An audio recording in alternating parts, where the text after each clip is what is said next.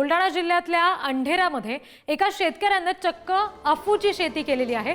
बुलढाण्यातली ही बातमी आपण बघतोय। एका शेतकऱ्यानं अफूच्या शेतीवर स्थानिक गुन्हे शाखेने आता कारवाई केलेली आहे।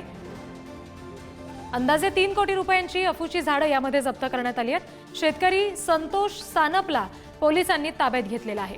जिल्ह्यात पहिल्यांदाच अफूची शेती आढळून आली आहे, त्याच्यामुळे खळबळ माजली आहे। आणखी तपशील आपण घेणार आहोत। प्रतिनिधी संदीप वानखेडे आपल्याशी जोडले गेलेले आहेत। संदीप, काय नेमकं पोलिसांनी या सगळ्या संदर्भात म्हटलंय? शेतकऱ्यावर काय नेमकी कारवाई होणार?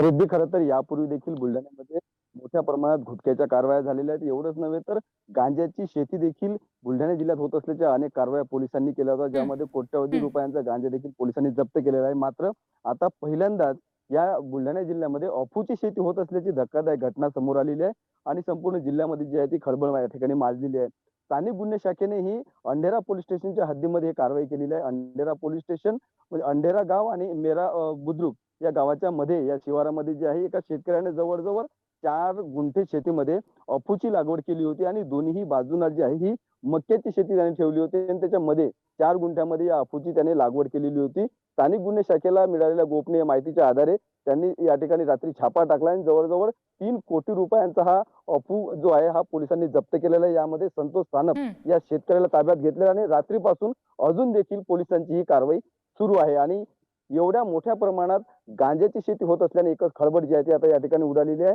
आणि मोठी कारवाई ही पोलिसांची या ठिकाणी म्हणावी लागणार आहे। रिद्धी जी, संदीप, धन्यवाद या सगळ्या माहितीसाठी।